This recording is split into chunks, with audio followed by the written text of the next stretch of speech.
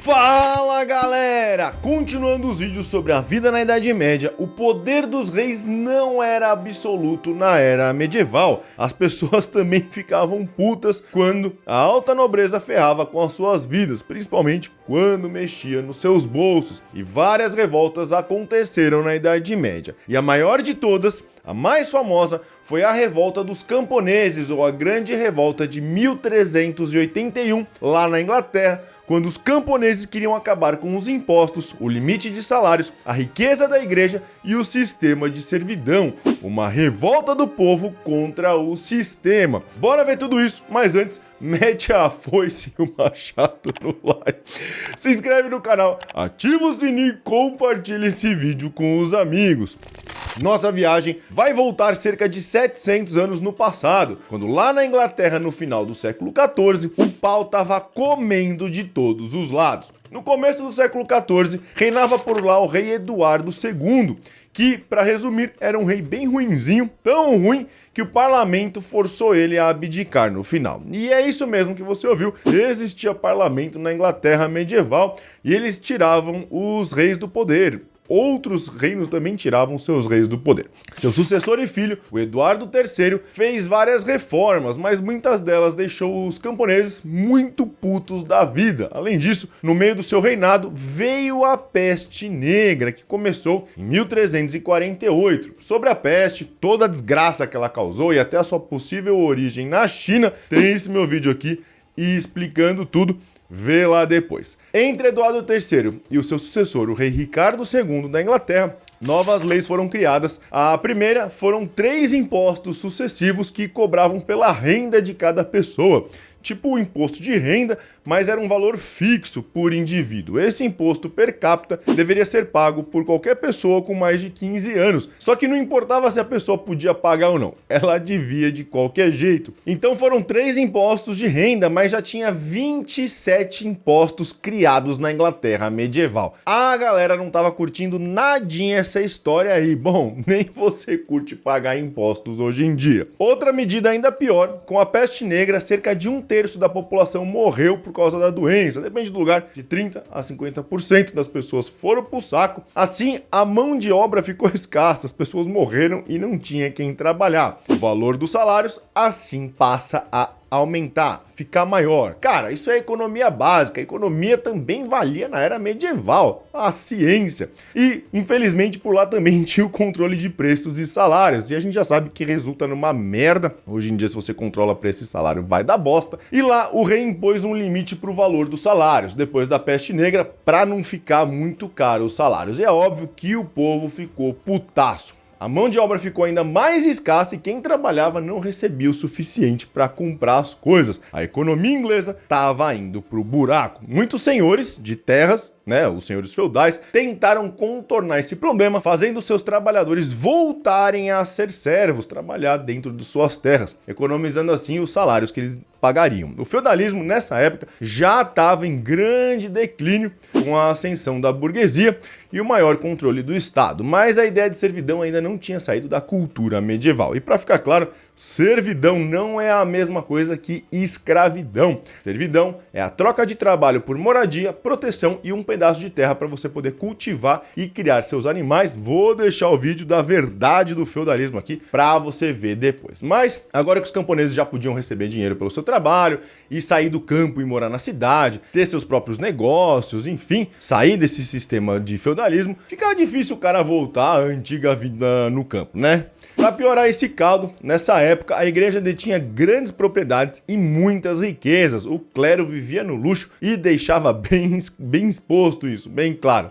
Durante a crise da peste negra, a igreja não fez muito para ajudar, pelo contrário, cobrou ainda mais penitências e mais dízimos para tentar resolver, porque a galera achava que qualquer coisa de doença, de peste, era divino, né? As pessoas estavam fazendo merda, Deus estava punindo. Aliás, esse foi um dos motivos para a insurreição de vários movimentos protestantes que pipocaram nas próximas décadas, essa opulência da igreja. A igreja prega que todos os homens são iguais perante a Deus, mas nessa época parecia que alguns homens eram muito mais iguais ou mais importantes do que outros. Um beijo aí para a Revolução dos Animais. E isso deixava o povo comum putaço da vida. Com a devastação da peste negra, muitas pessoas morreram, como eu disse, e muitas terras ficaram vagas e baratas. Tinha um monte de terra sem ninguém, a terra era barata e alguns camponeses conseguiram comprar a sua própria terra. Na Inglaterra do século XIV, a burguesia estava evoluindo no final da Idade Média. Só que essa galera nova que tinha terras, aí comprei minha terra, só que não tinha ninguém para trabalhar nessas terras, a galera tinha morrido. Os artesãos e comerciantes também sofreram muito nas cidades. Os seus clientes foram varridos pela peste e as vendas despencaram. Então todo mundo tava puto, quebrado, a galera do campo e a galera da cidade. Qualquer coisa podia explodir esse barril de pólvora e explodiu. Agora, uma palavrinha do patrocinador. Já pensou em prestar concurso público? O Estratégia Concursos é o curso que mais aprova em concursos públicos no Brasil. Você encontra material de alta qualidade e aulas com professores especialistas, com larga experiência em provas de concursos. Simplesmente, os professores que mais aprovam. O material é completo e tem uma linguagem simples que permite qualquer um entender o conteúdo e acertar as questões das provas. Os concursos públicos oferecem salários iniciais maiores que das empresas comuns, estabilidade e segurança, porque você não é demitido, além de carreiras promissoras. Existem muitas vagas públicas em aberto agora. Não perca essa chance. Estude com a Estratégia Concursos, o curso que mais aprova e alavanque a sua carreira. Voltando para o vídeo, entre maio e junho de 1381, o Estado inglês percebeu que lá no sudeste do reinado da Inglaterra, o imposto arrecadado foi muito menor do que o normal.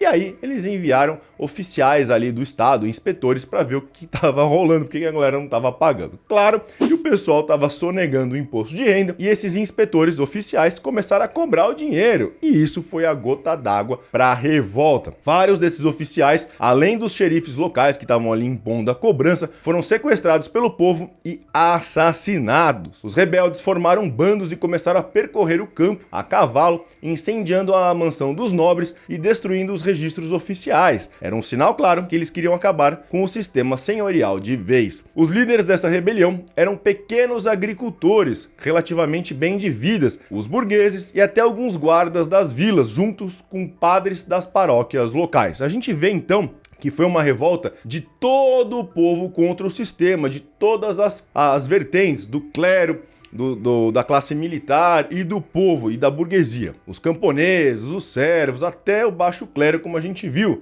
Mas quem estava liderando era o povo com posses, não os pobres, não era todo mundo. Quem estava encabeçando isso, claro, era quem tinha dinheiro e alguma coisa a perder com isso. Isso tem bastante a ver com a nossa sociedade, não é mesmo? Com o caos instaurado, a coroa enviou soldados para tentar lidar com essas revoltas iniciais, mas as forças eram menores em número e foram aniquiladas. Dois líderes revoltosos se destacaram nesse começo: Wat Tyler, um ex-soldado, e o padre John Ball, que buscava radicalmente mais igualdade na sociedade. Esse padre, John Ball, já tinha sido preso várias vezes pelas suas pregações extremas e ficou registrado na história uma das suas falas nessas pregações. Os senhores estão vestidos de veludo e lã, forrado com pele de esquilo e arminho, enquanto nós andamos vestidos com tecido grosseiro. Eles têm os vinhos, as especiarias e o bom pão. Nós temos o centeio,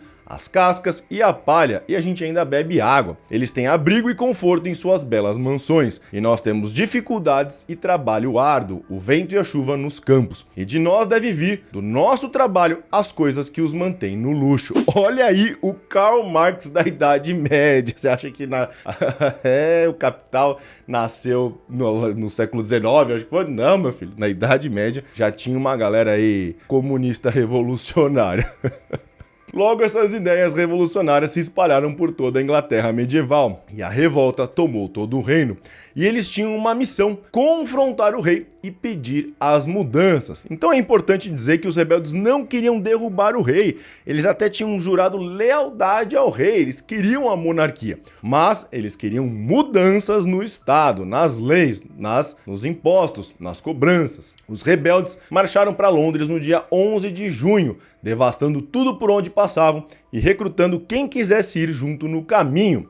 Só que lá em Londres já haviam várias rivalidades entre as pessoas, entre a sociedade. Era rico brigando com pobre, várias facções da igreja brigando entre elas, as guildas medievais que estavam fervilhando agora na Europa medieval brigavam umas com as outras, e quem não conseguia entrar na guilda brigava com quem estava na guilda. A guilda é coisa de gente com grana, vou deixar o vídeo aqui para entender melhor depois. Comerciantes nativos da Inglaterra brigando com comerciantes estrangeiros, aprendizes brigando com seus mestres, artesãos. Todas as divisões, todos esses conflitos foram escaladas pela revolta. Os historiadores dizem que a revolta já tinha 60 mil pessoas, isso num reino que tinha por volta de 2 milhões de habitantes lá na época, enquanto o exército inglês, para tentar conter essa revolta, não estava na Inglaterra, estava na Escócia, contendo os rebeldes de lá. Quando a multidão chegou a Londres em 13 de junho, eles continuaram a saquear, pilhar e assassinar todo mundo que encontrava na cidade. Os prisioneiros foram libertados, enquanto os considerados culpados pela população foram enforcados por tribunais populares. Era o caos. O rei Ricardo tinha apenas 14 anos nessa época, mas com toda a sua coragem e, é óbvio, o cu na mão, ele saiu da segurança da sua torre em Londres, a Torre de Londres, e foi encontrar os revoltosos para tentar negociar e acabar com essa parada. Os revoltosos tinham as seguintes demandas: a abolição total da servidão, a revogação das leis trabalhistas que estavam limitando o aumento salarial após a peste negra, direitos de pesca e caça livres para todos, caça e pesca era restritiva na Inglaterra nessa época, mais participação dos camponeses no governo local e que a coroa fosse a única autoridade nos condados e não mais os senhores locais. A gente está vendo aqui o declínio total do feudalismo e o começo do absolutismo. E também a redistribuição das riquezas da igreja, especialmente das grandes abadias. Essas demandas eram absurdas para a época, mas faziam sentido para a realidade da Inglaterra do século XIV. A servidão, como eu falei, já tinha quase acabado por lá. A igreja estava acumulando muitas riquezas e era bem criticada por causa disso, principalmente por Wycliffe. E a burguesia estava crescendo, ascendendo. A parcela rica da população queria fazer parte do Estado, das suas decisões, e não apenas deixar a nobreza lá tomar o controle do Estado. Assim, o rei enrolou os camponeses mais alguns anos. Ricardo foi fazendo várias promessas ao povo, que obviamente ele não tinha intenção nenhuma de cumprir, mas isso foi o suficiente para dispersar a revolta, que durou apenas 4 semanas. Bem parecido com hoje em dia, né? Promete, fala lá, vou fazer, não faz porra nenhuma, as pessoas esquecem e tchau. Só que o Ricardo garantiu que uma nova revolta não acontecesse, pelo menos não naquela proporção. Ele capturou 150 dos rebeldes, principalmente os seus líderes, e enforcou eles em praça pública, para que agora eles servissem de exemplo. A cabeça de Wat Tyler foi exibida na ponte de Londres, né? Foi pro saco, e depois houve ainda outros pequenos surtos de rebelião, mas apenas isso porque a galera ficou com medo e o rei tinha lá prometido um monte de coisa. E essas pequenas rebeliões foram esmagadas sem piedade e os seus líderes de novo foram executados como traidores. Essas ações fizeram o reinado do Ricardo e a Inglaterra se afundar ainda mais na lama. Depois o rei foi preso e morreu na prisão misteriosamente. Então, de novo, o rei foi pro saco por causa da galera. O seu sucessor não foi nada melhor. Henrique IV, que foi um dos piores reis da Inglaterra, mas apenas o seu filho, o rei Henrique V, conseguiu salvar a Inglaterra do buraco e também salvou a Inglaterra dos franceses numa das mais famosas batalhas da Guerra dos 100 Anos, a Batalha de Agincourt, retratada no filme O Rei, da Netflix, e você pode saber tudo sobre essa batalha assistindo a esse meu vídeo completaço aqui. Falou!